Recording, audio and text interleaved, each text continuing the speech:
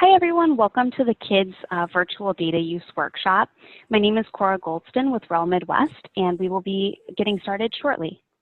Thank you for joining us today.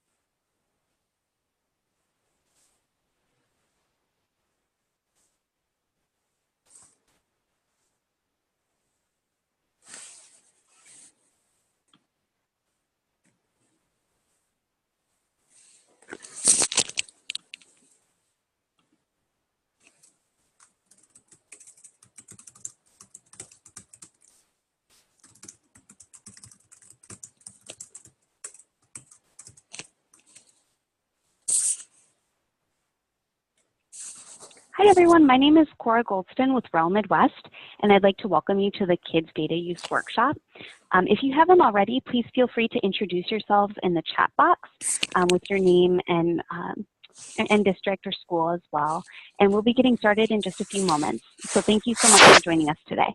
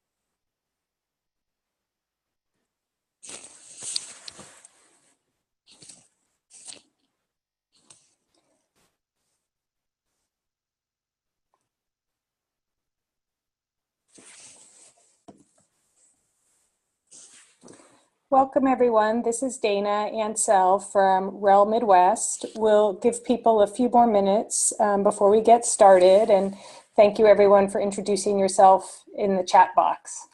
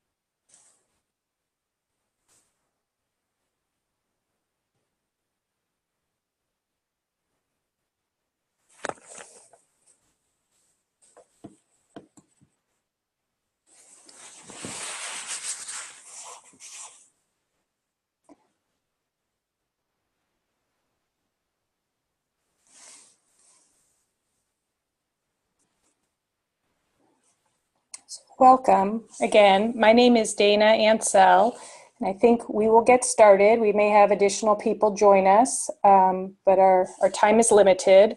So thank you again for joining us for our webinar today on kids' data use. My name is Dana Ansell, and I am joined by my colleague, Camille Lemieux.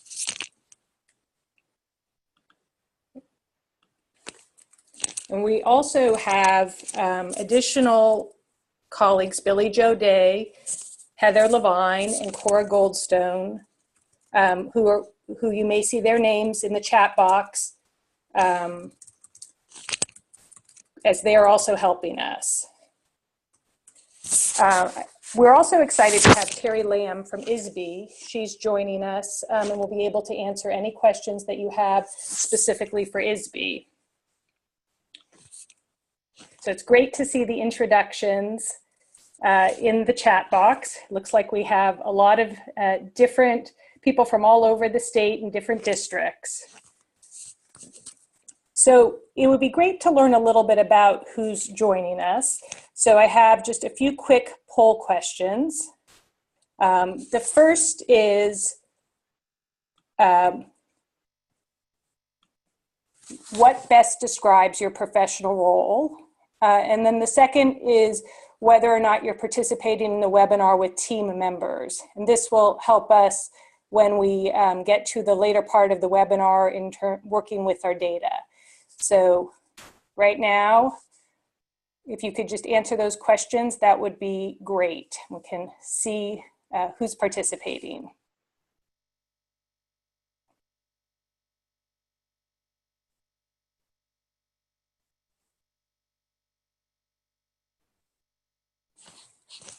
And welcome again to people who are just joining us. If you could answer the two questions in the poll in terms of your professional role and whether or not you're participating in the webinar with team members, that would be great. Now we'll share the results in just a few moments.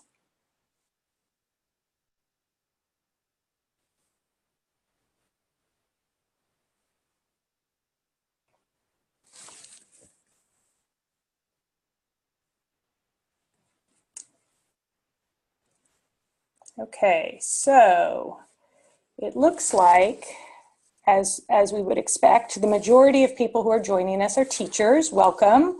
But we also have a few principals and other school administrators and a few other people who have different positions. And it's great. It looks like 60% of you are participating with team members and 40 are participating by yourself, which is okay as well. Either way is fine. It's just helpful for us to know.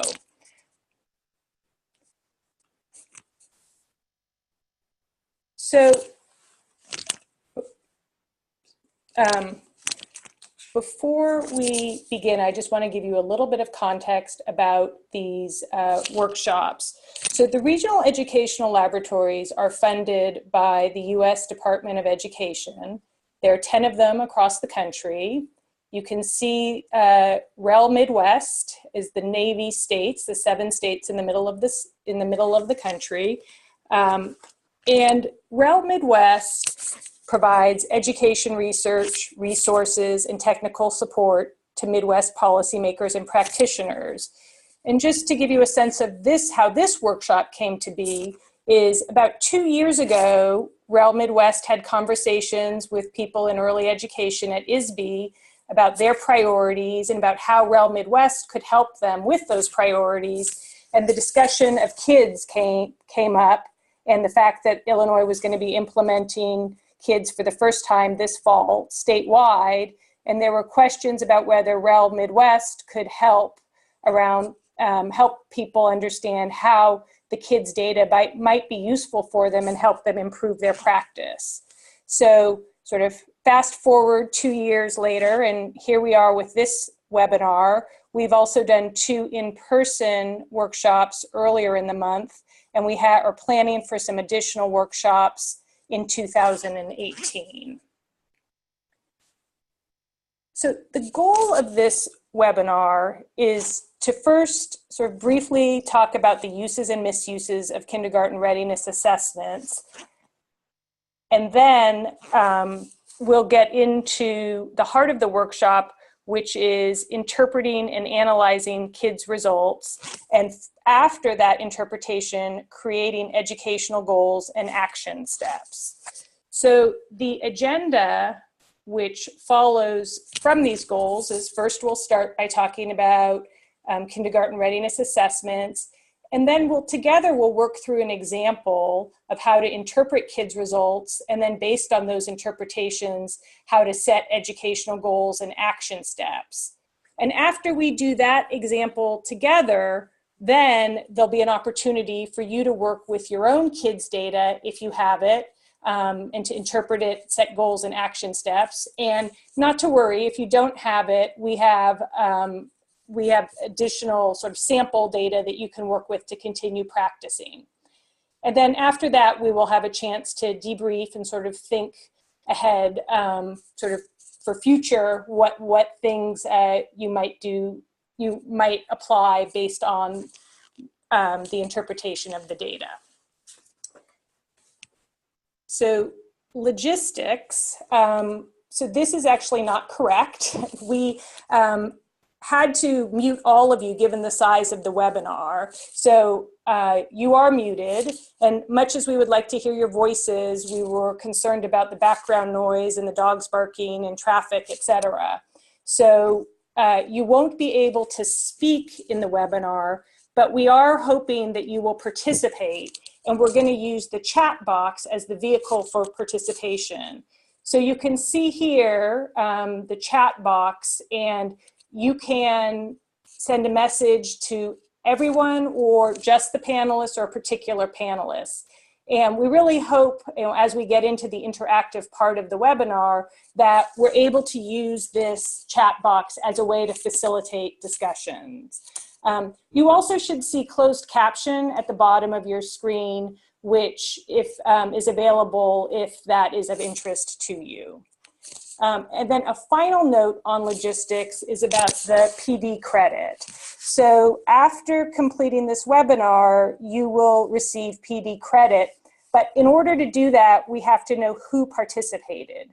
So if when you logged into the Zoom platform, you put your first name and your last name and your email, then you don't have to do anything further. If you did not do that, if you just put a first name or you didn't put your actual name, what we need for you to do now is in the chat box to put your first and last name. And if you're participating as a team, it's important that each individual has put his or her first and last name so that we have record of who was attending, which again will be used for the PD credit, and I'll give you further details on that at the end of the webinar. So, and thank you those who are putting your names in the chat box, that's helpful, thanks. So with that, I'm going to turn it over to my colleague Camille Lemieux to talk about kindergarten readiness assessments. Okay, thank you, Dana. So I'll give you all a second to enter in your names.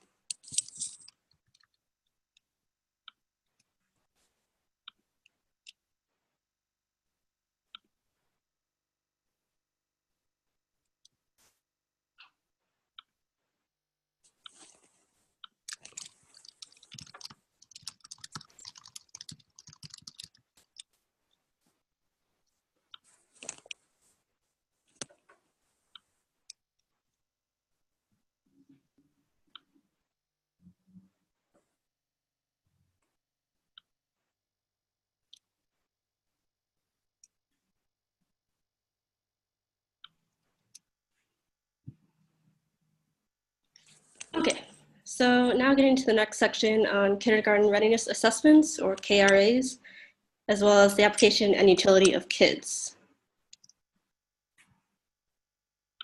So just as an overview of kindergarten readiness assessments, nationwide, they provide a snapshot of the skills that students have at the time they enter kindergarten. And as of right now, 42 states use kindergarten readiness assessments, but those uses vary in terms of the assessment tools that each state uses, the content areas of those tools, as well as the implementation stages of the assessment. Some states are piloting their assessments, and others have implemented them for several years now. So there's quite a variety of uses of those assessments right now.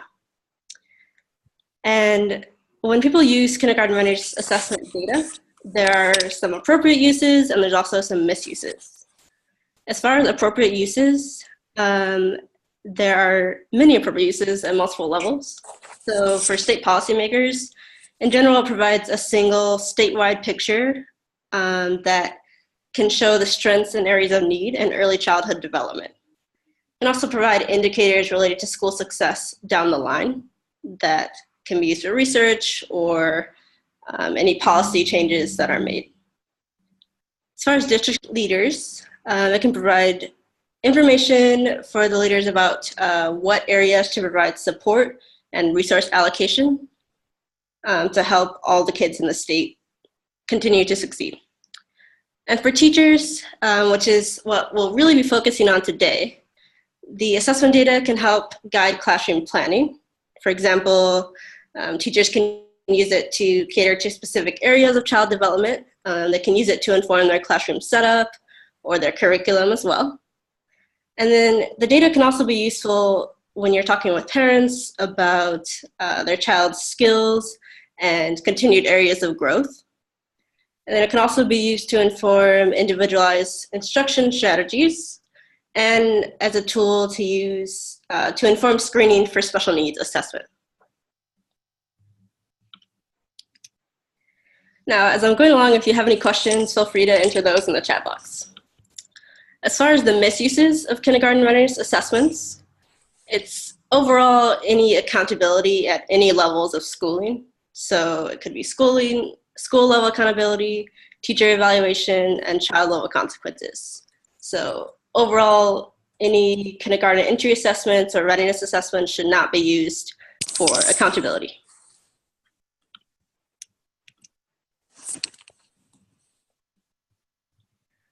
Okay, and I see we have one question. So will the presentation deck be available to us after the webinar? Yes, it will be available. And we will provide information on that following the webinar.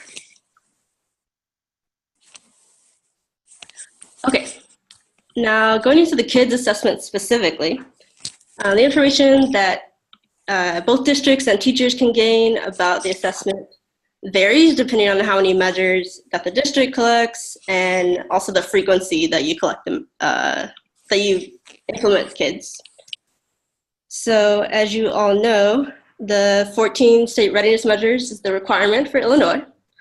And that just provides a state snapshot that can be used to help inform where resources need to go in different districts. So those 14 state readiness measures span 4 domains, and those domains are approaches to learning, self-regulation, social and emotional development, language and literacy development, as well as cognition math. And some other districts are using or are collecting 3 to 5 additional measures.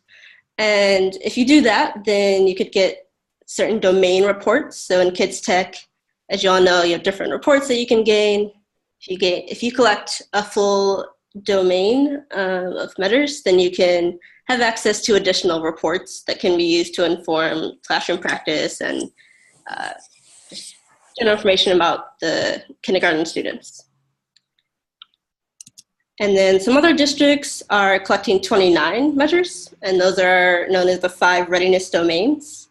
So that will give you access to all 5 domain reports. So I mentioned the 4 domains that are included in the 14 state readiness measures. If you collect 29 measures, then that will add on the physical development domain. So you can get information about that for your children. And then lastly, some districts are going for the long, big haul by collecting 55 measures. And those 55 measures span across 11 domains. And that will give you a comprehensive picture of kindergarten readiness. Okay, and before we move on, I just want to get a feel for everyone here in terms of how many measures they're collecting, as well as the frequency of the assessment. So we will have, I'm going to share a poll right here.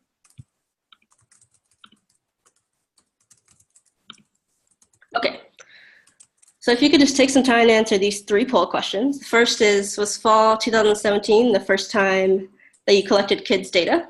It's a yes or no. And then how many kids measures did you collect this fall? As well as how many times are you planning to collect kids' data this year? I know some districts are collecting just in the fall, some are doing fall and winter, fall and spring, and then some are collecting it 3 times a year, so that's fall, winter, and spring. And I'll just give you a second to answer that.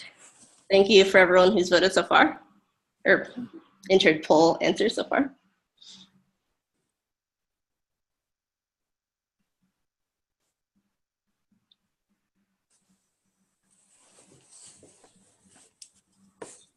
And again, if you have any questions at all about what I've just gone over, feel free to post the question in the chat box.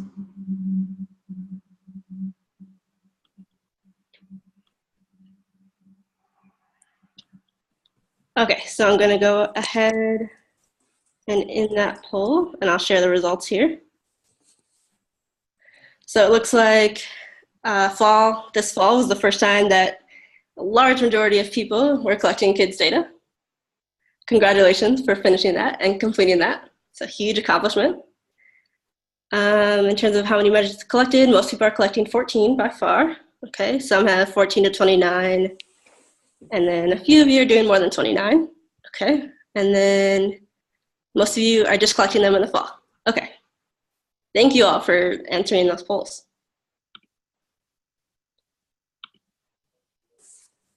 Oh, your display is reading all zeros. Okay, well, sorry about that. Hopefully we'll get that fixed. Okay, so just going forward.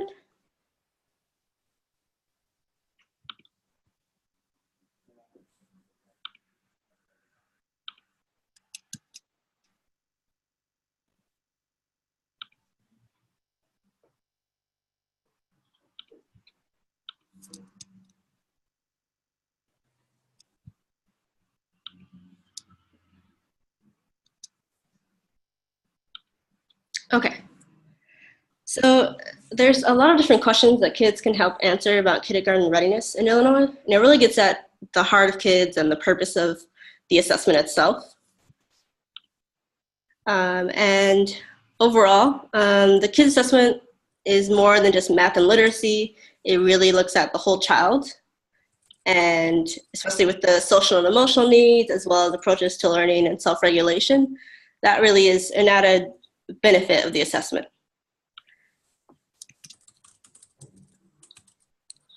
And then it also helps us see state trends in a given year and across years, as in years to come, it will help with that. And then overall, the Illinois State Board of Education will know where to provide support for early childhood development. So the kids' data will also be used for that.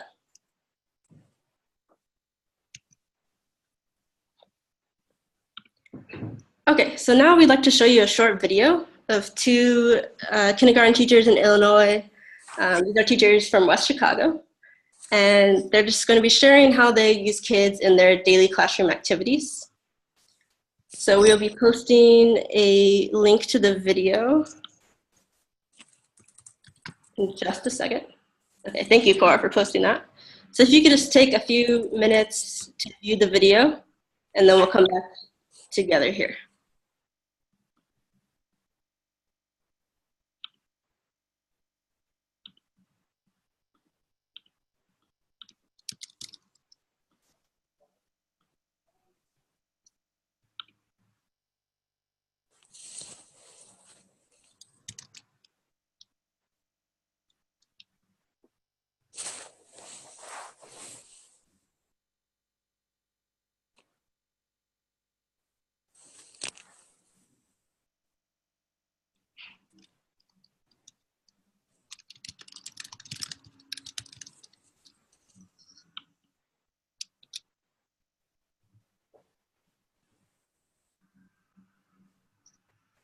Okay, I see it's not letting me click on the link. I'm going to try posting it again and let me know if you have any difficulties.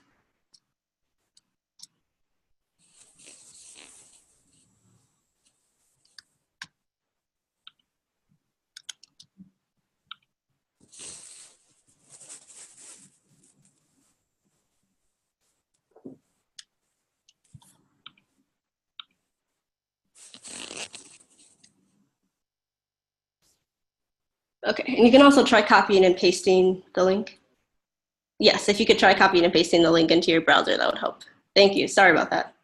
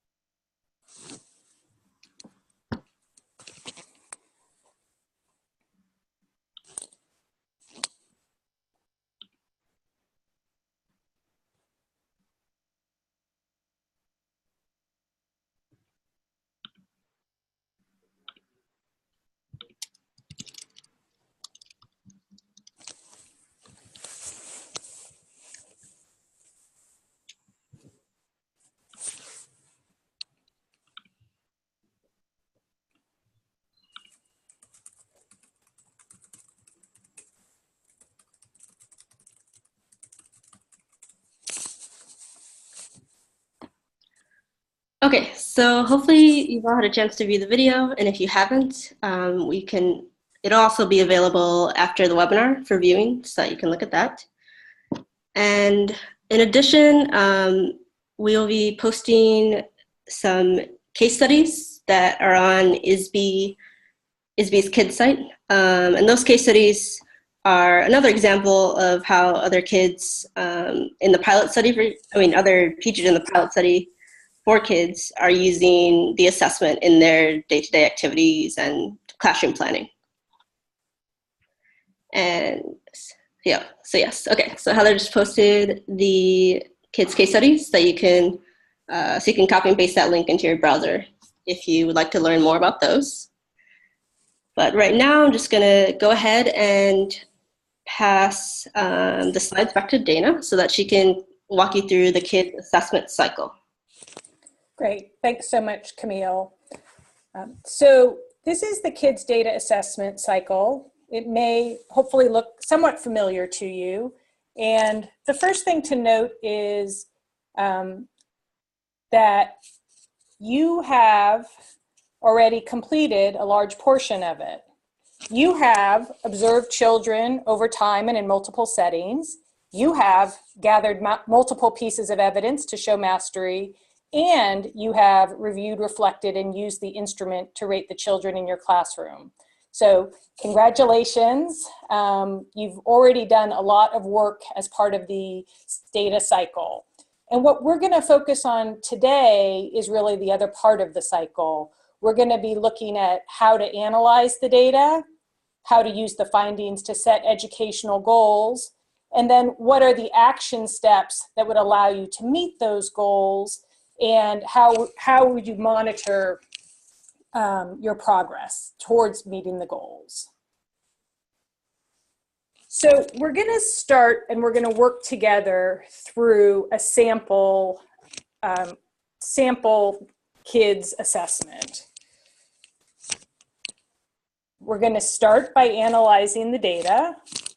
And so as the first step in doing that is to think about the distributions of the students across the different measures. So you can look at distributions either as a percentage or in numbers. In this example, we're using percentages. So you can see that in this class, there are 20 kids. 55% of the students, or 55% of the students, which would be 11 students in this class, are at the building middle level. And then 45% of the students, which would be 9 students, are at the building later rating for this measure. So I see a question, none were building earlier? That seems strange. Yeah, this is just for educational purposes in thinking about what the distributions look at. You'll see we have a few more distributions that we're going to talk about as well, but this isn't meant to be a real class, but just to show you, in this case, what you see is that the students are all clumped together. Roughly half are building middle, roughly half are building later. I don't see any outliers either at the building earlier stage or integrating stage. So in contrast, if we look at this distribution, it looks quite different. In this distribution, we see that 60% are building later, 20% are building middle, which would be 4 students, 20% are integrating earlier, which would be 4 students. So if I were the teacher of this classroom and I saw this measure, it makes me think about both how do I meet the needs of the majority of the students who are building later, but at the same time think about how to advance the skills of the students, the 4 students who are integrating earlier, while also enhancing the skills of the students who are building middle.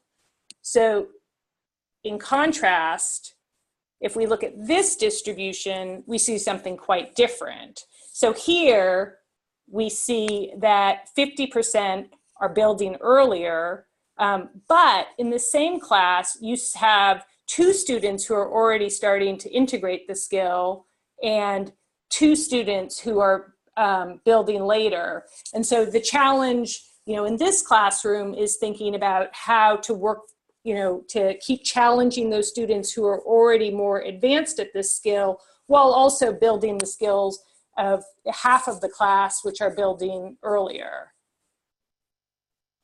So I see a question here. I have several students that were not meeting the criteria for building earlier. How do you incorporate this data? So I think I am going to turn that question over to Terry from ISB of what would be the appropriate rating for students who are not meeting the criteria for building earlier. Yeah, and I apologize if this isn't going to be clear, and I can make sure to get specific clarification later, but essentially, if they're not at the point that you are able to rate them, I would use the unable to rate for that specific student in that particular area. I don't think, and I want to clarify this, but I don't think that there's an option to show that students have not quite made it to this point. So let me see if I can clarify that, and I'll look for that right now while we continue on and see if I can get that answer for you right now. If not, we'll get back to you as soon as possible. That's great. Thanks, Terry. So, and I want to just clarify in case it wasn't clear that we just created 3 different distributions across the ratings to sort of start you thinking about what the distributions might tell you, the different types of distributions, the information that they can convey, sort of giving you at a glance where all your students are on a particular measure. We also have another question about where do we get that report for our own classes? So the summary reports and the group reports are available through Kids Tech. And we do have a handout that we'll be posting. We'll talk a little bit more about Kids Tech in terms of accessing reports. And you are able to access the reports after the reporting period is locked. So in terms of sort of just to go back to the data cycle, so we're starting to think about how do we analyze our data. So when you look at the sample data, which we're going to get to next, sort of one thing to look at is the distribution of the students in the different domains and also in the specific measures.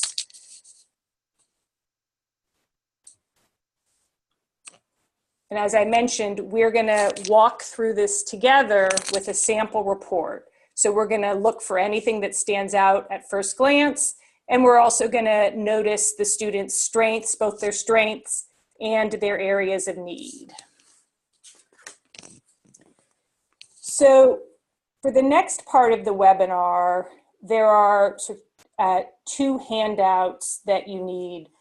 One is called Interpreting Kids Data Use Webinar, Interpreting Sample Reports, and then the actual sample report.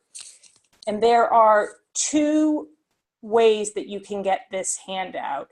So you should have received an email from Billy, actually several emails from Billy last week and also this week with information about the webinar.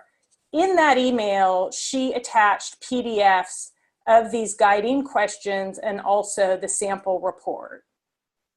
In addition, Camille is just posting in the chat box a link. So either you would have the handout from the email that Billy sent, that PDF, and if you don't have it, not to worry, you can download the files that are the link that is posted currently in the chat box. So the handout has some guiding questions to help you think about what you are seeing. And I am going to pause for a few minutes. During that time, I want to give you time to get the materials and also to look at them. If you are with colleagues, and I know from the first poll, it sounds like a decent number of the participants are with colleagues, this is something you can talk through together. If you are by yourself, that's okay as well. The handout has places where you can take notes for what you're seeing, again, starting to guide you through the process of looking at and thinking about what the data is telling you. And you should see on the bottom of your screen a raise hand option in the bottom toolbar. So it would be helpful if when you've had a chance to get the data in front of you, look at it, think about it, maybe talk with your colleagues if you're with colleagues. When you're done with that, if you could raise your hand, that would be very helpful for us. So then we'll know that people are ready to move on.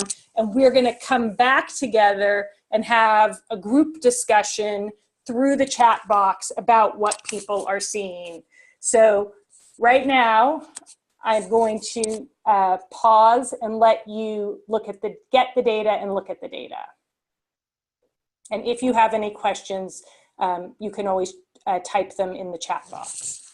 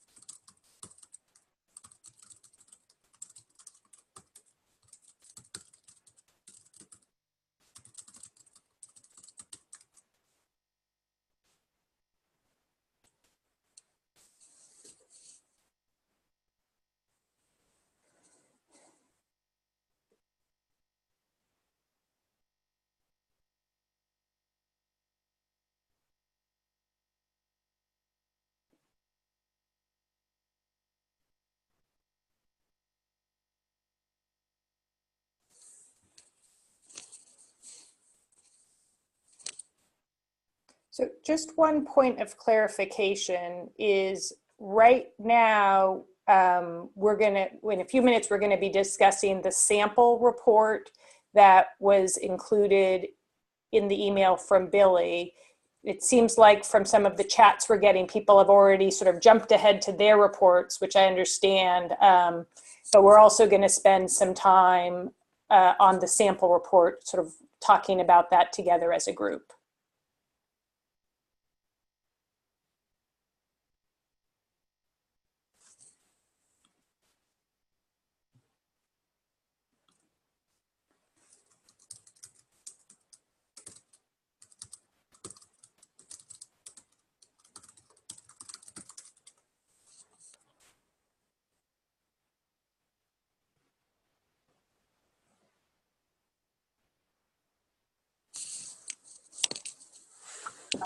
Hi, this is Terry Lamb from ISB, and there was a specific question about teachers who had not been able to enter the ratings online. I just wanted to make sure to address that question. There is still an opportunity for you to enter the data. We can get you in touch with the individual who can open up your window and help you get logins so that you can actually enter the data. I'm going to add my email address to the chat box, and you can email me with your specific information, and I can make sure to get back to you with how you would go through that process. But don't worry, there is still time. We know this first year is confusing. So please don't stress out. We'll get you in there, and we'll get you all ready to go.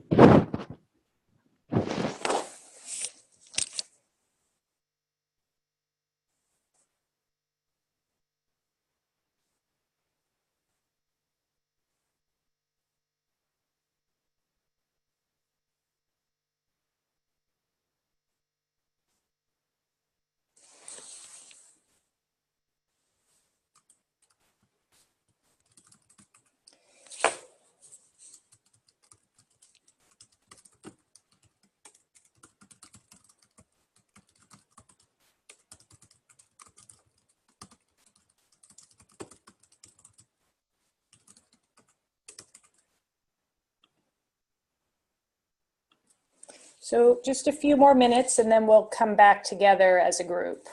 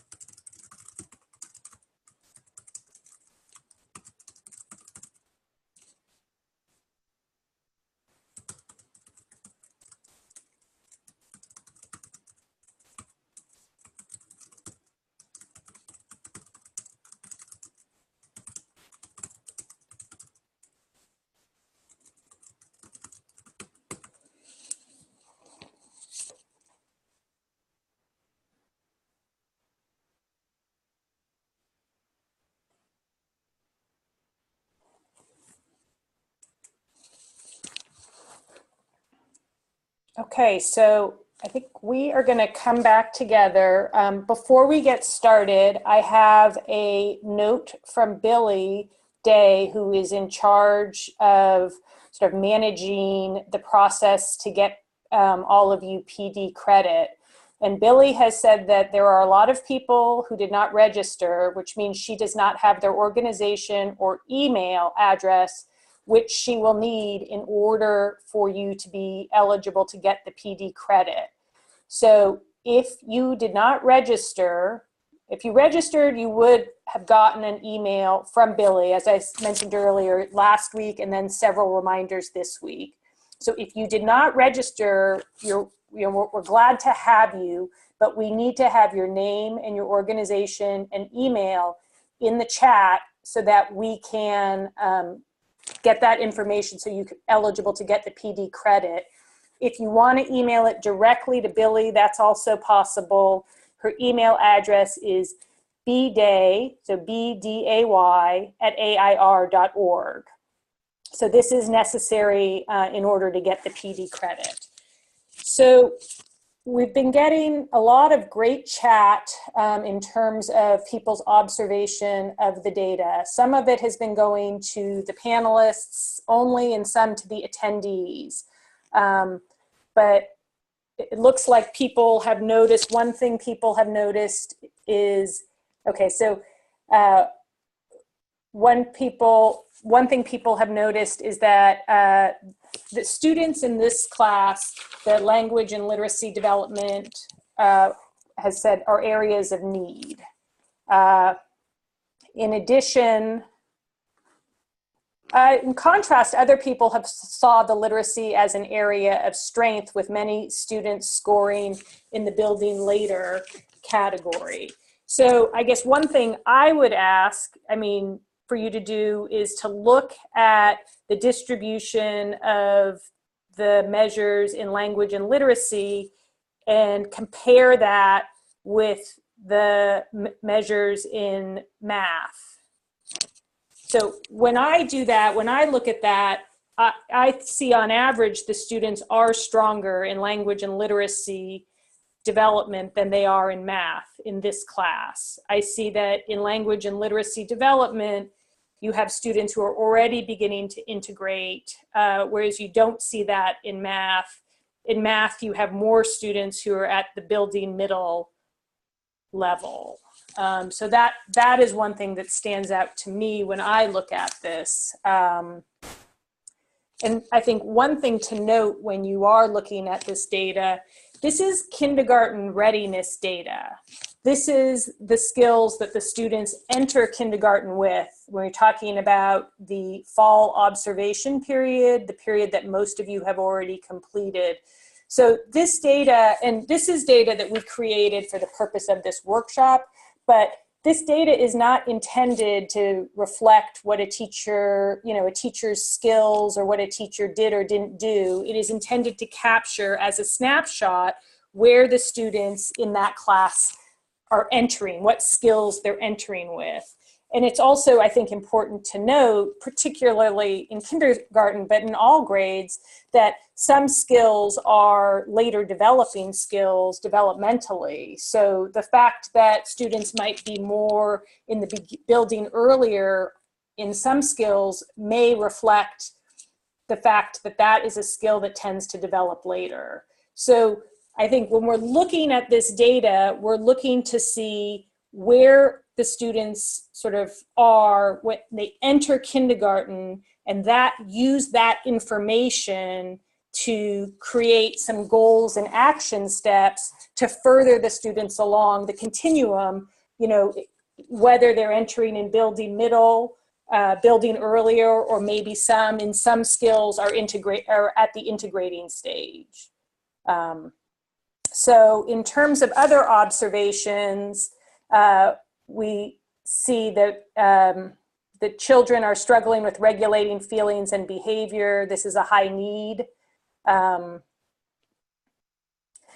So there's another question around describing the difference between building and integrating. So thanks for that question. So as you know, it sounds like not everybody, from the comments we've received, not everybody has completed the kids' observation. But for those of you who have completed the kids' observation in the fall period, which I think is most of you, you know that there are 6 ratings.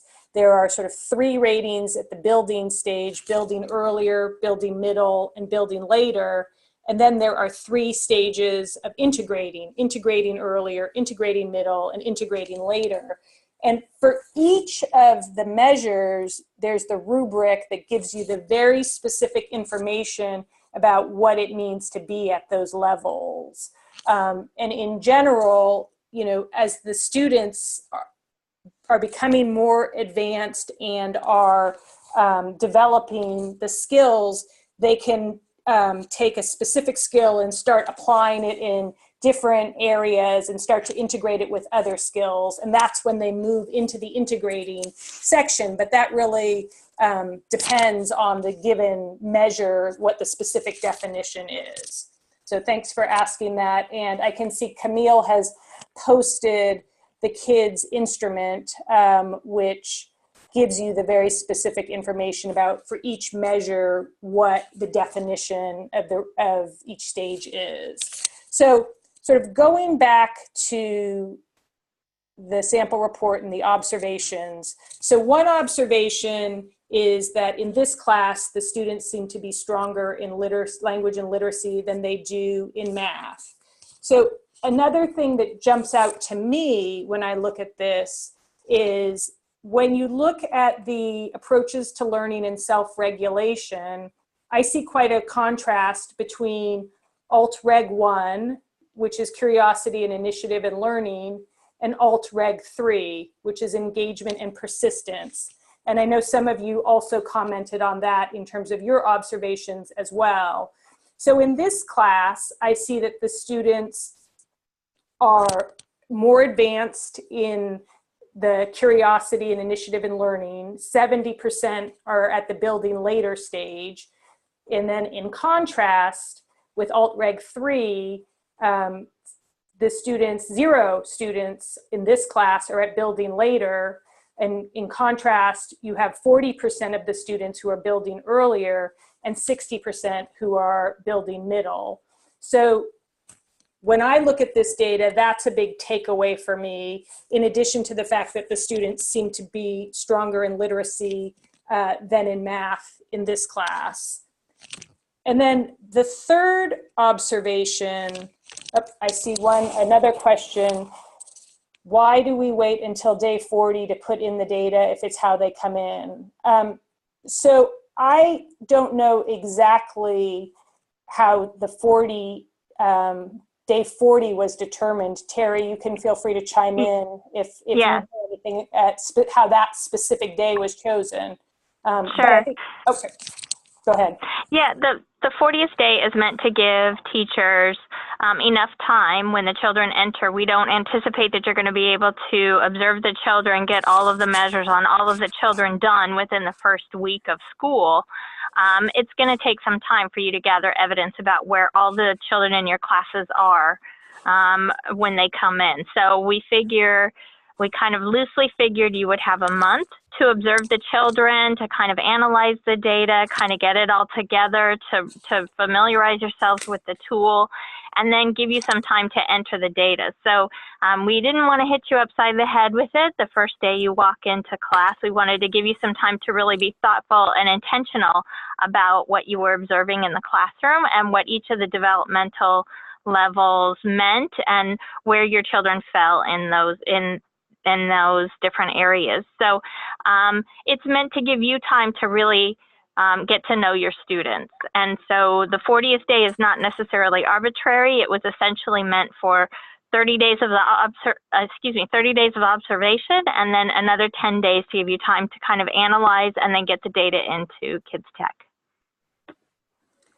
But I think it's a good question, because particularly in kindergarten, when the students are developing so quickly, there can be growth in those 40 days. And I think that follows from there's another question about, are we supposed to input the initial score or enter where they were on the kids on the 40th day? And I think it's a process, because you have to gather multiple pieces of evidence for the kids in your class across the different measures. So it's something you're doing throughout the 40 days, and then use your sort of judgment, as the teacher, of where they best fit when you do the scoring, at the end of the rating period.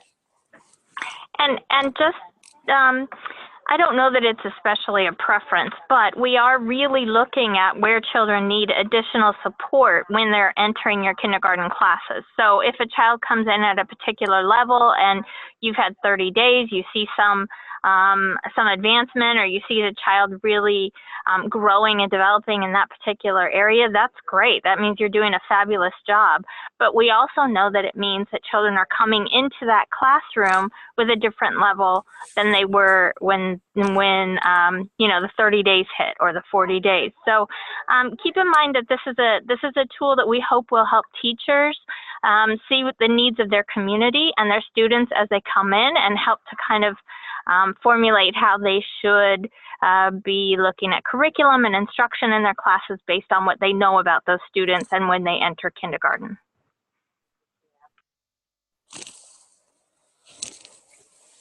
So we're going to move forward to sort of keep going, continuing with this process. I mean, you have made a lot of great observations in the chat box about what you have seen, which is really great to see, all the different sort of ideas that people are sharing. But I want to just keep us moving because we do have limited time. So as you are looking at the data, you might also be thinking about other questions that you would like the answer to, or you might have certain ideas you want to test out. For instance, you might wonder, are my male students at a different developmental level compared with my female students in the alt-reg domain? And you can pull Kids Tech reports through Kids Tech that allow you to look at groups of students and sort of test certain hypotheses or questions that you have. I know in past workshops, people have talked about wanting to look at the age of the students in their class, wanting to look specifically at the students who have summer birthdays and see if they notice any patterns with those students. In our sample report, you can see in the language and literacy development, again, this class has 20 kids. You see that there is 5% of the students, which is one student in this class, is at building earlier on each of the levels. You might want to test and make sure, is that the same student who is at building earlier? Is that a student that was already on your radar as potentially needing additional help or an intervention? You might also want to consider whether or not you have data from other assessments, if you're doing other assessments that could be useful in helping you understand what's going on. And so Kids Tech reports are a tool that allow you to do this. Oops, sorry about that. Let's go back. So we have created a handout which Camille will post the link in the chat box about how to create group reports in Kids Tech. And again, you should think of these as tools to help you understand what's going on. In Kids Tech, you can look at your class by age. You can look at the languages spoken at home. You can look at gender. You can look at students who have an IEP and these other characteristics as well. And so, it might give you a different lens to look at your class. If you have some sort of questions about a given measure or a domain that you want to look at through, by dividing up your class into different groups. You also, as Camille is posting, through Kids Tech, you can look at full classroom reports and individual child reports as well. So if you wanted to look at a specific student and see how that student is doing, this would give you an opportunity to do that. So I know that this has been quick, but I hope that you have gotten a sense of the process that you would go through to think about your data. You do have the handouts which give you the questions, and I think for people who were participating in groups, hopefully you had some good conversations about what you were seeing. So we're now going to move forward on the data cycle about using the findings to set educational goals and action steps that follow from those goals.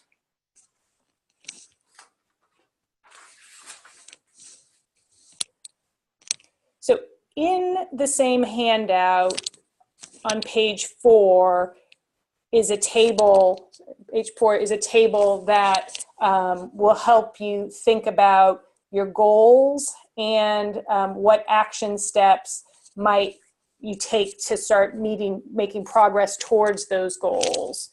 We have a few sample action steps here, thinking about modifying your classroom practice or your setup, thinking about developing an individualized instruction strategy, collaborating with parents or other teachers. But obviously, your specific action steps will follow, from your goals. So I'm going to pause here again to give you some time to think about, again, we're still working through the sample report, to think about what goals and action steps you might take if you were the teacher, you would advise the teacher of this classroom to take. Feel free to talk with your colleagues if you're working in teams. And again, if you can raise your hand when you're done, we'll come back together and have a bit of a group discussion about goals and action steps based on the sample report.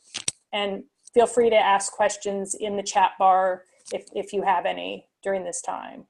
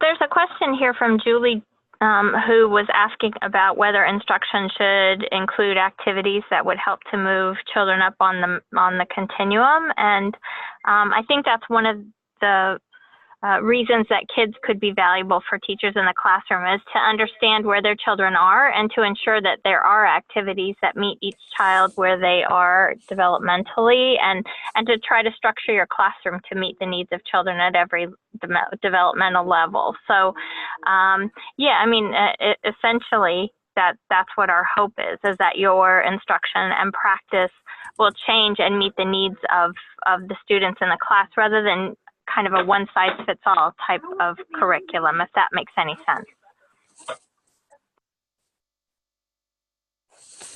There's another question about, will we be able to see the average of the state's data on where students fall after the 40th day assessment period?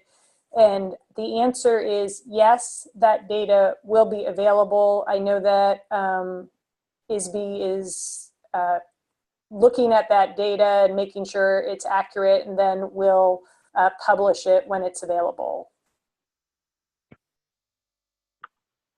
Yeah, and just to add to that, we want to be really careful that we're making really strong statements and very accurate statements about where children fall when they're entering kindergarten. So it's not going to be like an immediate, you know, here's a look at the state. We really want to make sure that we're giving everyone like the best picture and the most accurate picture of what's happening when children enter kindergarten. So there may be some broad information available pretty soon after. Maybe in the spring there'll be some broad statements, but at least by next fall, I would imagine we'll have a pretty good snapshot of what kindergarten readiness looks like across the state.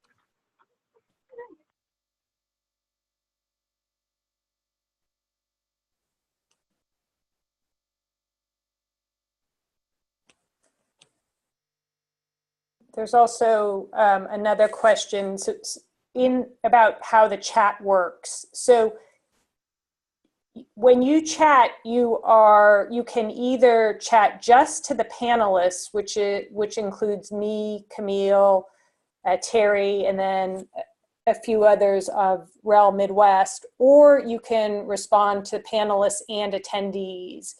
And I think the recommendation would be that you respond to all panelists and attendees so everybody can see the conversation, unless there's something you really specifically want to say just to the panelists.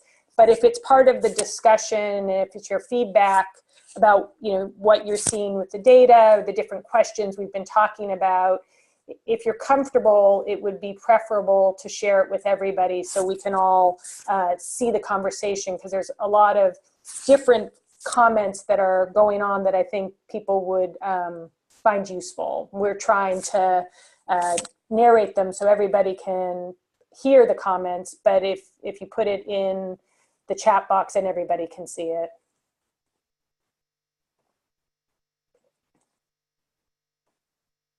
Great. So we're just I see the first comment in responding to sort of goals and action steps about the social emotional needs addressed in a variety of play situations. Thank you for posting that.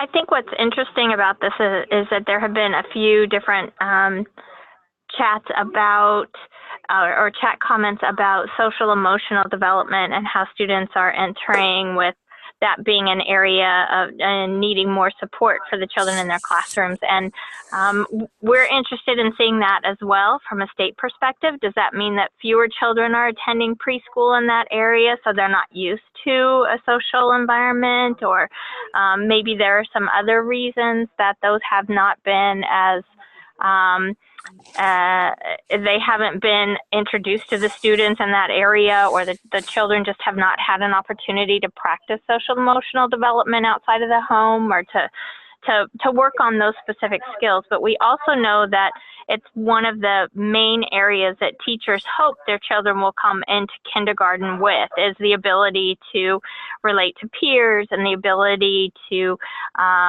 work together, and to, you know, all of the social emotional development and skills that comes along with entering kindergarten, and makes it easier for the students to learn in a classroom setting.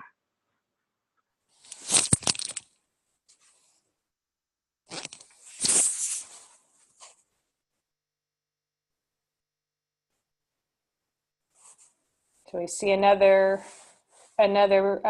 comment about more development with social emotional, and also academically digging deeper into math, number sense, and operations.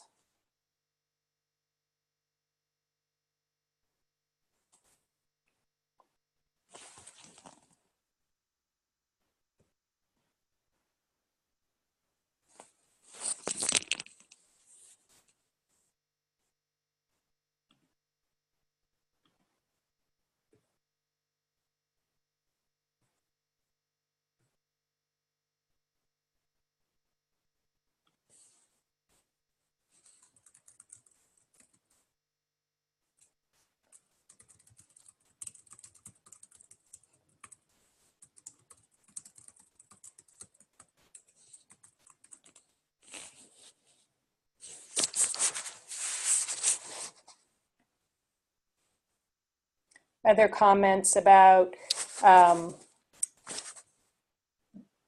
wanting to rate the homeschool connection and whether the social skills are due to a change in the parenting, desire to see play intentionally written into the kindergarten program.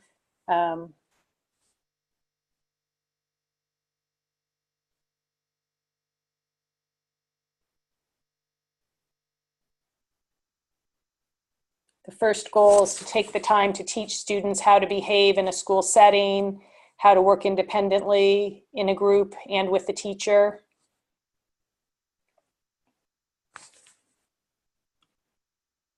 So if you have other comments, please put them in. We're going to keep moving forward in our data cycle, but these are some great goals and action steps.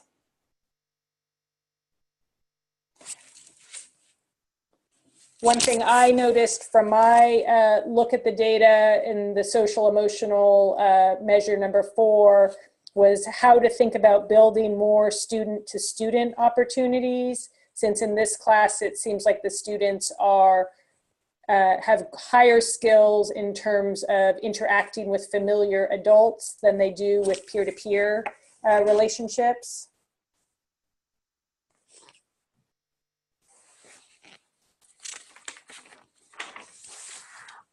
There's a question that was brought up about intentional play and in the curriculum, and if you're okay with it, I'd like to say a little bit about it.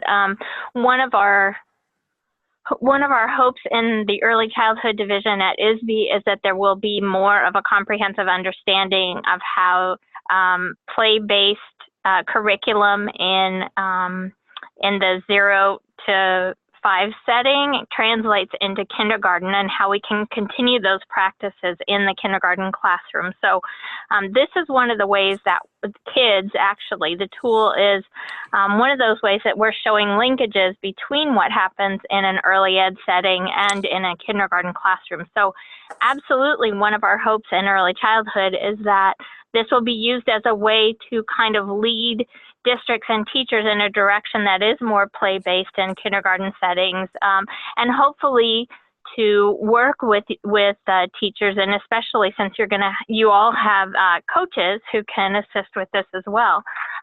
But work with teachers and work with districts on what it means to set up a more play-based environment, and to really understand how children learn at that particular age, even into the kindergarten, and even, you know, if we're speaking with a true early childhood hat on here, the belief is that same ability to learn best in a play-based environment continues through 3rd grade. So there is a continuum of learning that really could be structured really well with a play-based environment. And so I'm hoping that that's part of what's going to happen, is kind of a shift towards developmentally appropriate practice and understanding the value of play in early childhood and through kindergarten at least, if not higher.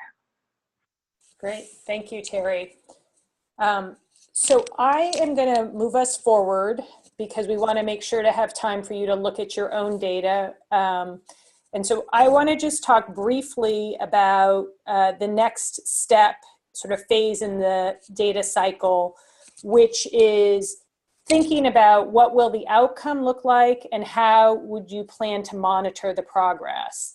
So in thinking about the outcomes, it might be helpful for you to look at the kids' instrument itself so you can see concretely what it would take. So for instance, if your goal is to really focus on the engagement and persistence, Alt-Reg 3, you might want to look at the actual instrument and the rubric and see what skills will be sort of required for the students to move along the continuum. So in that case, they would be moving from needing adult support to work through challenges to being able to work through those challenges on their own in activities that they select. So when we get to the point where you're working with your data, when you're setting specific goals, remember the kids instrument as a tool to help you think about sort of where you want to go and what the outcome is going to look like, and then how you would plan to monitor progress.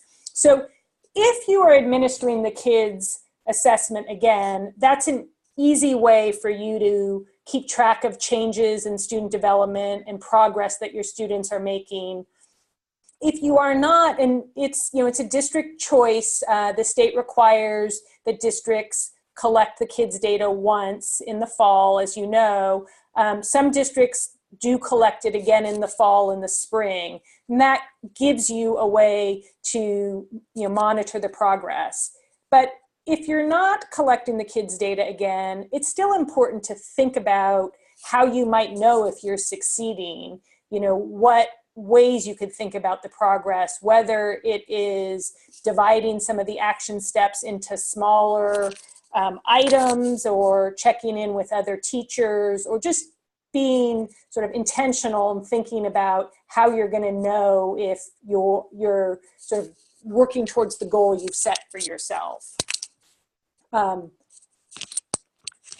I want to, I think we're gonna, keep moving forward again, just so we have time for you to work with your own kids' data. So I'm enjoying all of the comments in the chat box, and we could have many discussions based on them.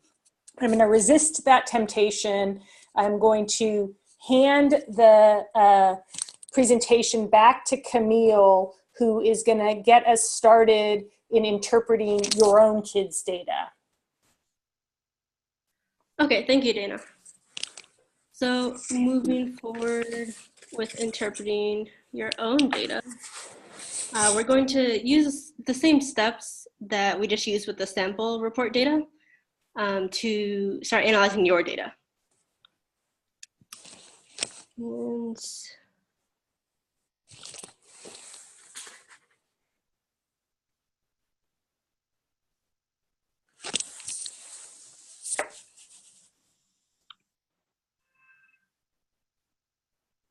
sorry, there's a slight delay with the technology here. Okay, there we go.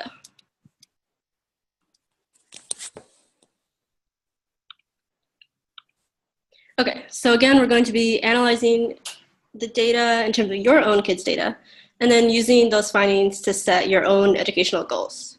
We may not have enough time for you to really dig deep into the data analysis, but during this section, we're going to be sharing several resources that you can take with you beyond the webinar, so that you can continue looking at your data and having these conversations.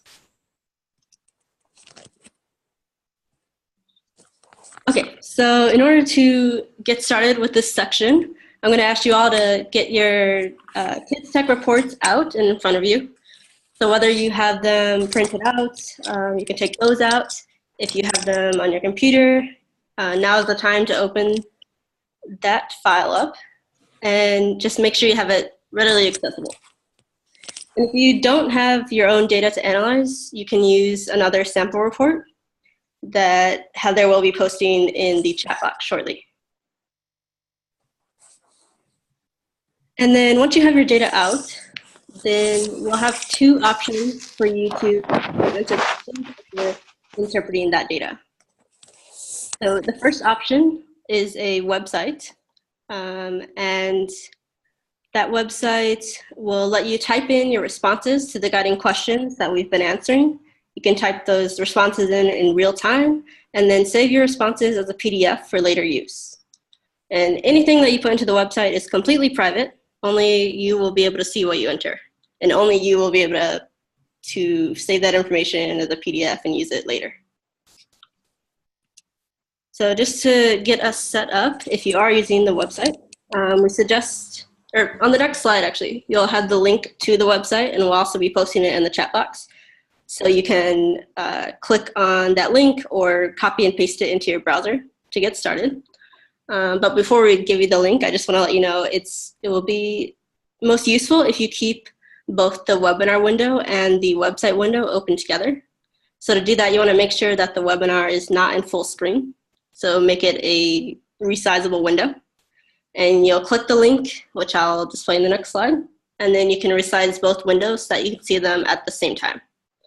And just as a note, the website works best in Chrome, Safari, and Firefox. If you're using other browsers, you may encounter problems with the website. But we will also be sharing a Microsoft Word version of the guiding questions in case you run into any problems. Okay, so if you would like to use the website, you can go ahead and open this link. We'll also be posting it in the chat box. So it's kidswebinar.neocities.org. And I'll just give you a second for those of you who are using the website to open that up.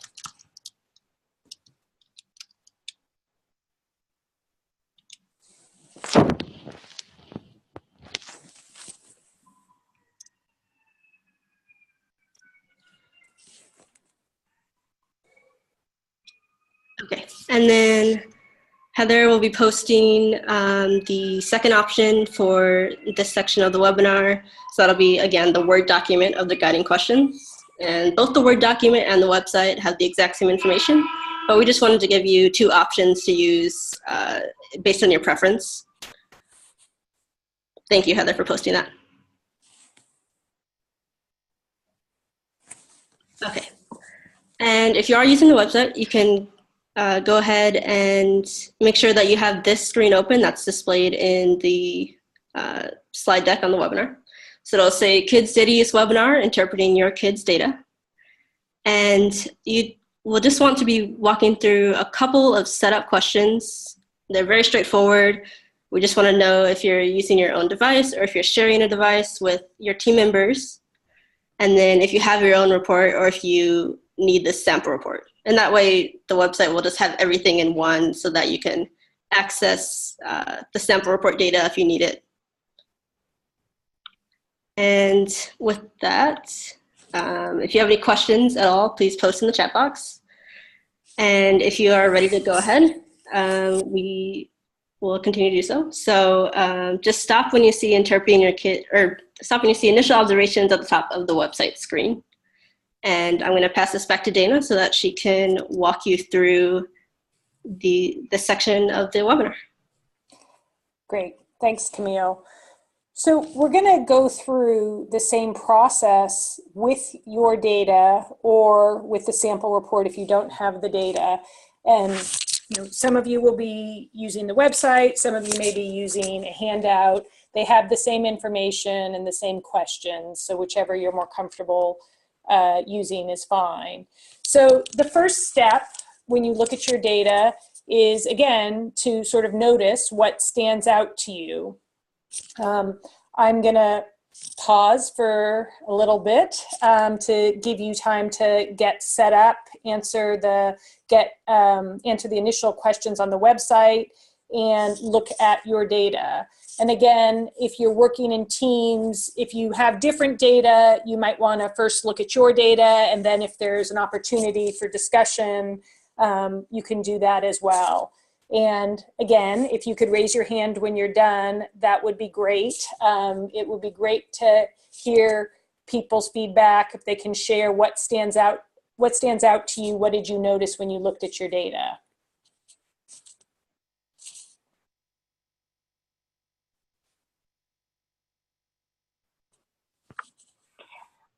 I want to take, this is Terry again, I want to take the opportunity while you're all looking through that to kind of address another area that seems to be coming up. A couple of things, whether the state is actually looking at this to allocate more dollars to pre-K. I don't know if it's more dollars, but are we doing it efficiently? Are we getting the funding in the areas and to those communities that need it most, where children need the most support? Or are we emphasizing the correct areas of development and what we're asking of our pre-K classrooms? So there are definitely some uses for that. And I 100% agree that parents need to be involved in the education process. There's an entire page devoted to families on the kids' website. So there are ways to include families, and some districts have even implemented a report card based on kids, and they use that to talk to parents about appropriate development for their children at this age, and to really have meaningful conversation about where children have come into the classroom and then where they see them as they're developing throughout the year. So I 100% agree that parents need to be involved in the process. So I just wanted to make sure to address that question as well. But you can always email me or call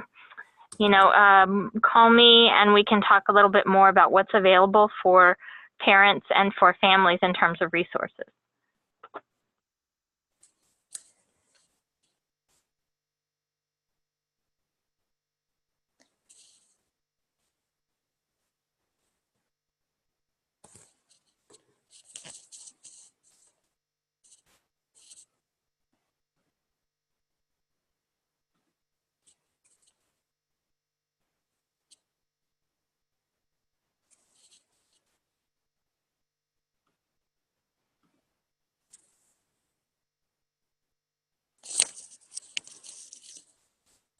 So feel free, if you would like, to share what stands out to you in the chat box. And obviously, again, if you have questions, please share those as well. And when you are done sort of typing what stands out to you, or writing if you're using the paper copy, hit the green button distribution to get to the next section. Or if you're looking at the paper copy, you can keep moving forward through the questions.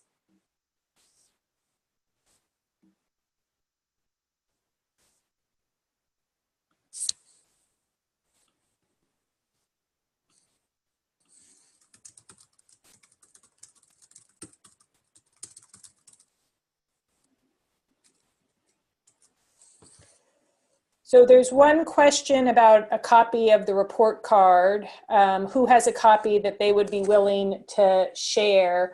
And I know that Valley View District, they do have, they're using the kids' data as their report card, and they have some of that information available online. Camille, I think if you could post that link, that would be great if anyone wants to see what Valley View is doing.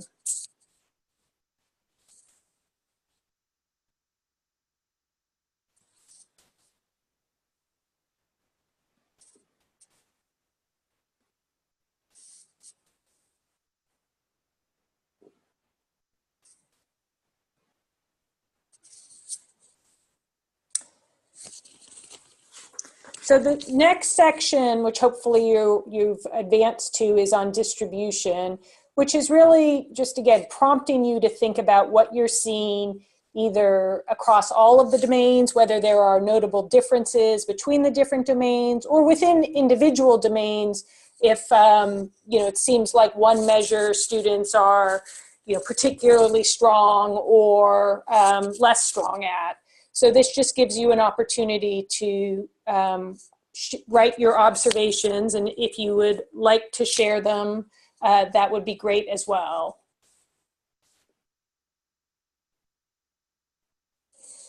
Right. So there is one question about the report showing all the measures, and the sample reports show only 14 measures. Is there a way to see only the 14 measures in our reports? And I would defer to Terry, but I believe the answer is, at this time, there is not a way to only show the 14 measures. And we did, when we made the sample reports, for sort of ease of looking at it, consolidated and just sort of showed the 14 measures.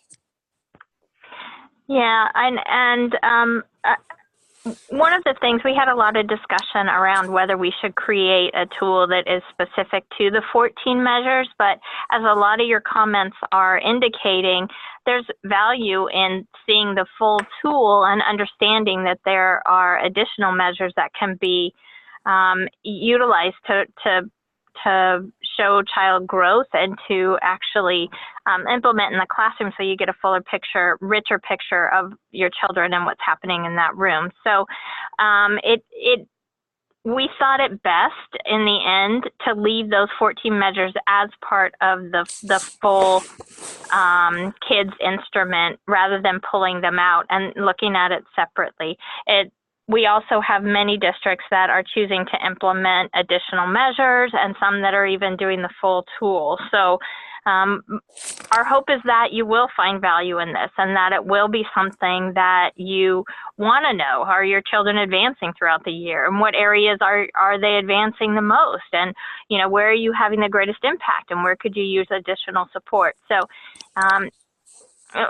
it might be easier at this point to have just the 14 measures, but I think looking at it as part of a larger assessment, I think is really a valuable picture as well. Thanks, Terry. Yeah, and if you remember way back when, to the beginning of the webinar, when Camille was talking about the different possibilities with kids in terms of the snapshot versus full domain versus 29 measures or the 55, I think now that we've gone through some of this discussion, that probably makes more sense. And as Terry is suggesting, maybe has you thinking about what would be best for your district and whether that just collecting in the fall or adding an additional observation period might make sense. I mean, those are all things, you know, as you become more familiar with the assessment and, you know, to the extent that you see the value, what it could add, it might be things that you're thinking about.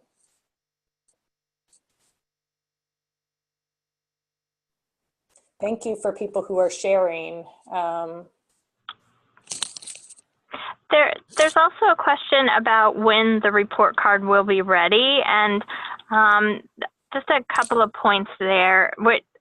We chose not to try to put a template out there for a report card because we wanted teachers and districts to understand the tool and understand why we were collecting the data and to get a feel for it before we put out this report card that we would probably confuse everybody with, are we supposed to use this? Are we not? So we're doing this a step at a time. There are some districts that have been implementing since the pilot and have developed their own report cards already. So they are already using that, but they're gathering data throughout the year at different points. They're using this in a much more comprehensive way than this initial mandated collection period. So we didn't want to confuse everybody. We are going to look at the samples that are available from those districts that are using them and put those forward, but we truly wanted to make sure that we were intentional about doing this a step at a time and not really you know, muddying the waters about the expectations from the state. So we can help you throughout the year. The coaches are available to help you develop an idea for a report card that works for your district, if that's the way that you would like to move. And we are more than happy to help support that.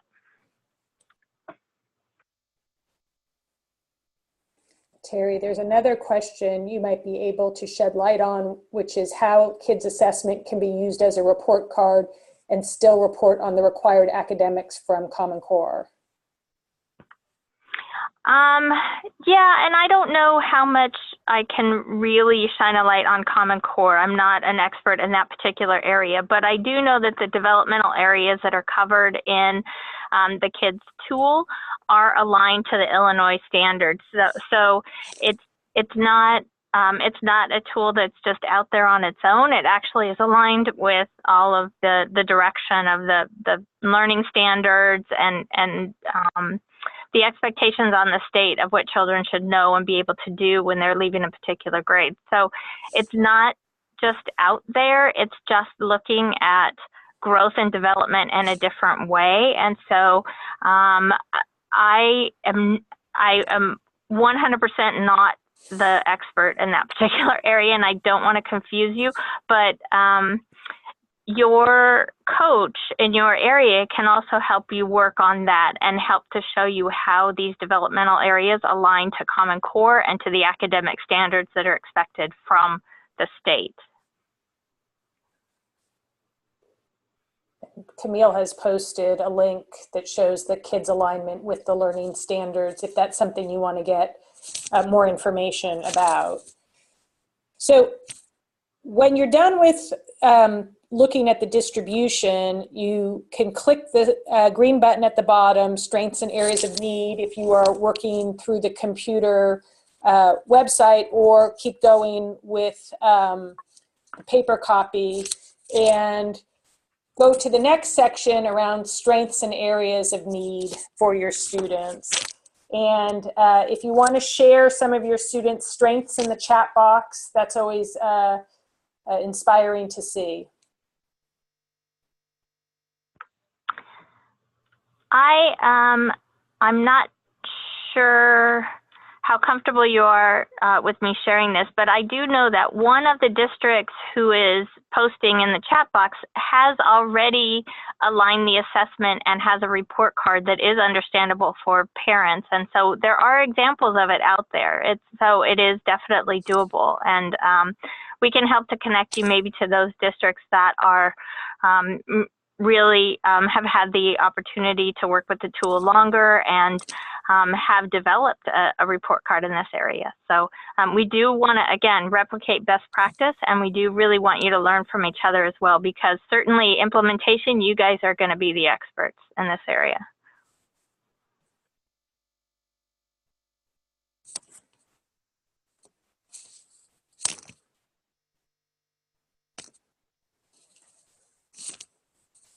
When you are finished with entering strengths and areas of need, you can click forward on the green button, further questions, or keep moving forward if you're using the paper handout to section 4, further questions. And this is our final set of questions in the analyzing data part of the data cycle.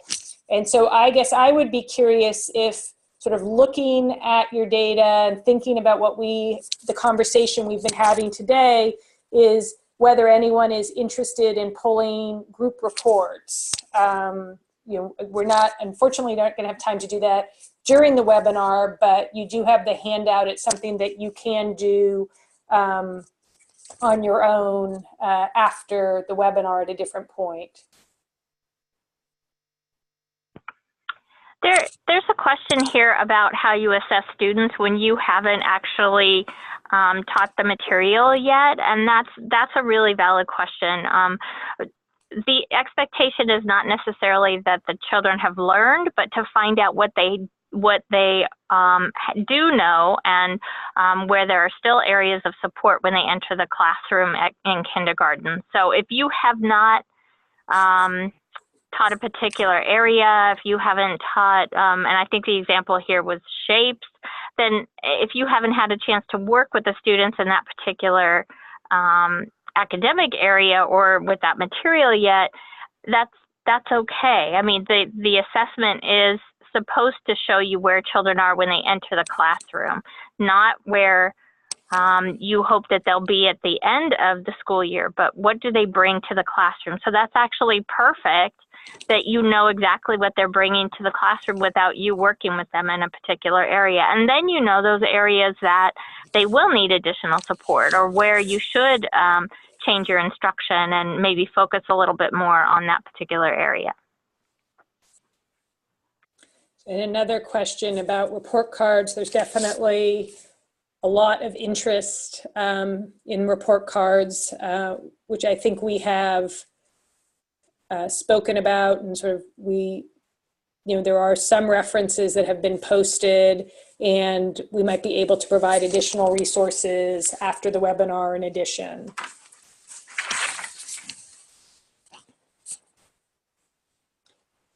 So after the further questions, you can click done, and you will then be asked whether or not you want to print or save your responses. as a PDF. And again, as Camille mentioned, this is just for you, for your benefit. No one else will be able to see your answers.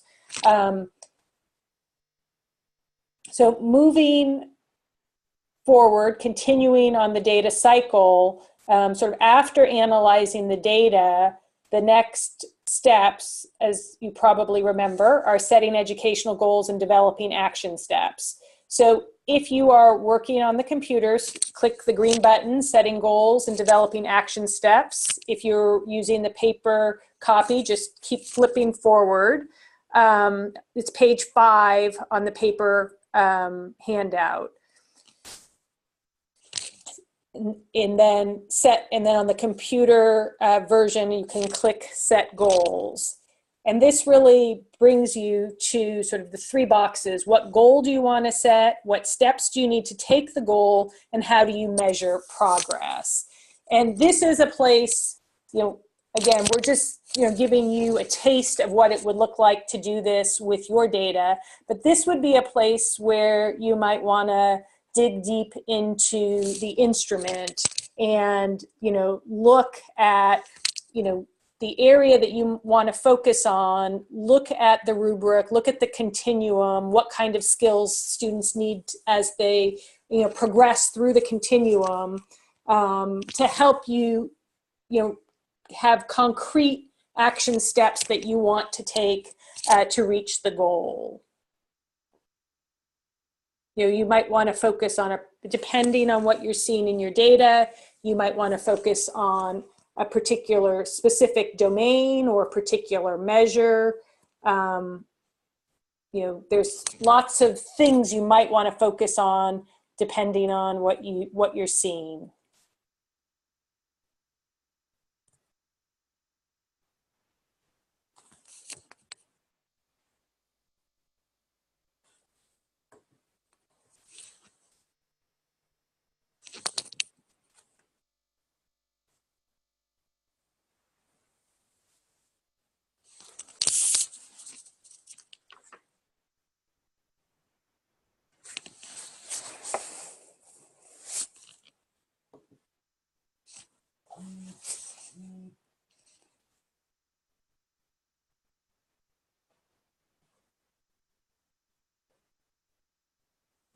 So I see one goal about wanting to get better at documenting evidence.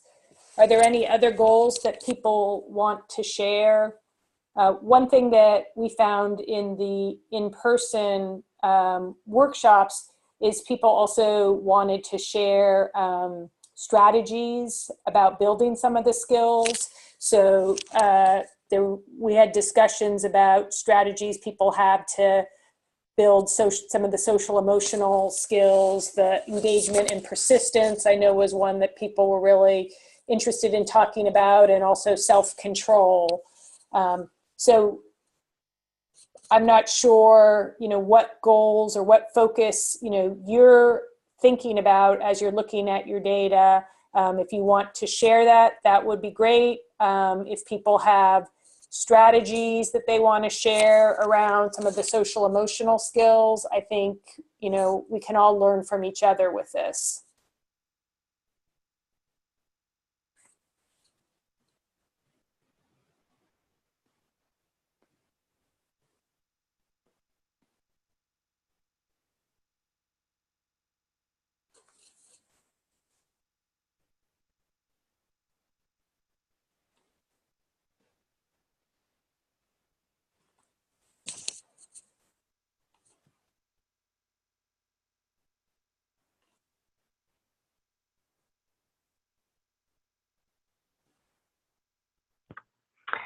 I think there are some really good comments about just getting through this, and we understand that there are a lot of districts that are just trying to get through this first mandated year of kids, and we truly appreciate that. But our hope is, yes, that you are going to find this information is available, and that it's really going to help you create a much more quality learning experience for the children based on where their developmental levels are. So I love that you are worried about having them assess, but I think one of the benefits of kids is that it's observational assessment. It's not pulling them out of the classroom. It's not sitting in a separate room and, you know, looking at identifying letters and numbers individually in an unnatural environment. This is something that you can do throughout the year, is watch children and compare. Even if you don't enter those ratings into Kids Tech, you could still learn a lot through observational assessment. And there are so many great models and so many great trainings that could help you really hone those skills and help the children actually learn better in your environment. So we completely understand. So thank you for your point. We really appreciate that you're seeing that there might be some value throughout the year.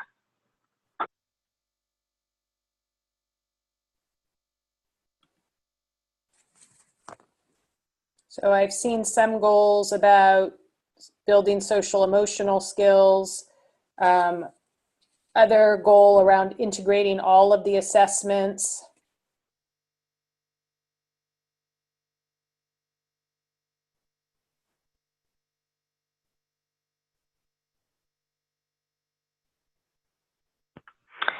I think it's also we're seeing that the data collection was very time consuming. We get that. This is new, and we really appreciate how much you've all put into this. Again, it's a skill, just like your children are building skills, you're building them as well. So this first year, we know that it's a challenge, but we do anticipate that you will get better at this as you understand the tool a little bit better. And you could always choose to continue observational assessment throughout the year, just to kind of keep your skills in practice, so that it doesn't get to be next year and then you have to do it again. Or, you know, it's a tool. Observational assessment is something you can use throughout the year.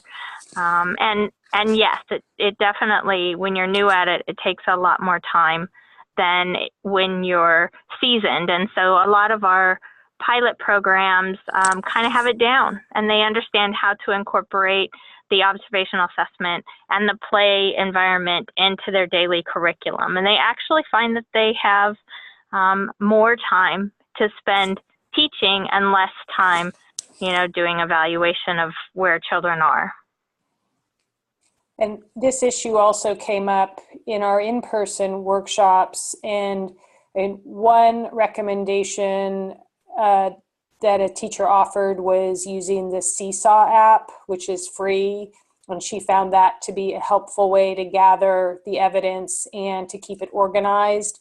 So I'm not sure if that's something you're familiar with and are using, but that was one recommendation that came out of the in-person workshops. Another point of conversation around this topic was also thinking about who else can you enlist to help you collect data. And I know, again, from what people said in the workshops, there's a lot of differences in that some of you may be getting some help from PE teachers or other specialists that can help you collect the data. Others, maybe not so much. So, you know, yeah, I've seen one person saying that the classroom teachers did it all. So, you know, I know that there are differences, but now that you've been through it one time, hopefully it can help you think about, you know, strategies to make it easier next time. And also, you know, as Terry was saying, once you're more used to the tool and the rubric, hopefully that should make it feel less burdensome. There's another question about whether the kids tool should replace other assessments, and it depends on how you're using the kids tool. If you're using it only at this one data collection point on the 40th day, then no, I would say it probably is not a replacement for any other assessment. But I would say that if you're using it to evaluate growth and development in all of the areas, throughout the year, then it may be an option for you to replace it. I would definitely talk with your coach, or speak with, if you have a curriculum specialist or somebody in your district that can help you look at comparing the tools and see if it measures what your district is choosing to use currently as a measurement for, math development or math skills or language and literacy, those kinds of things. But I know that a lot of districts have chosen to use specifically kids to measure, to assess children's skills in especially math and language and literacy areas. And they did do away with other assessments so that it would be more streamlined. And again, this is aligned to all of the Illinois learning standards. So this is not a tool that was developed in a vacuum. It was aligned specifically to what Illinois expects from kindergarten. Thank you, Terry. So when you are done answering the questions for your data, you can hit done and then hit print or save. And we just want to, we've already sort of transitioned to thinking about ahead, which is sort of the final section of the webinar. And again, we've been, I think, talking about this for the last little bit. And I know it was quick what we did. I know there was a fair amount of information. It was a lot you were digesting. All of the handouts and the websites are available for you to come back to when the time is right for you. The information about accessing reports from Kids Text, those are all available to you when you're ready. But hopefully this gave you a sort of flavor for how you would go about it.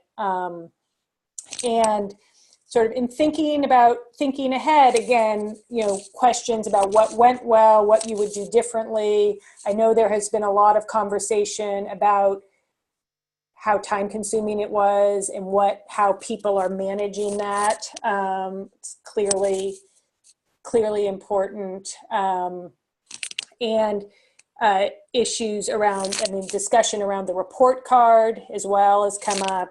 We're going to post some resources in the chat box. There's a ton of information about how to use data to inform your practice. We touched on it here. We have a few resources we think are helpful if that's an area you want to continue diving into. We also are going to post a link to REL Midwest. If you want to learn more about REL Midwest, there is a newsletter that would keep you posted on future events, which happen on a whole range of topics in case that's of interest to you. And then there also is going to be a Kids Summit on December 14th. We'll post a link to that flyer. Terry, do you want to talk a little bit about what's going to be covered there? I'm sorry, you said I was typing a response. You said at the summit? At the summit on December 14th. Yes. The summit, if you have not requested to attend the summit, the registration is still open, December 13th and 14th. It's going to be pretty exciting. There's not only just more information about data, like we can get into a little bit more of data use, but you guys have kind of a jump on that. This is also going to have information about, where the state sees this going. It'll have all of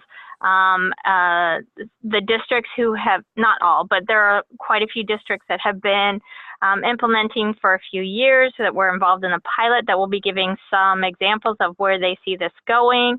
There's a tie-in to dual language learners. If you're interested in learning more about children who are English language learners, we're going to have a great session on that. I think during lunch on the 14th, we're going to have panels that talk about kindergarten assessment and kindergarten readiness as a whole. So it's going and hopefully we'll have a little bit of information that we can share about where we are in terms of the number of districts that have entered and how, how we're looking at this. If we can get preliminary information, we certainly will share it, but we want it to be accurate. So we are looking to do that as well. And you can meet individuals from the state. I'll be there the whole time. Not that I'm like, exciting, but I will be there if you have questions.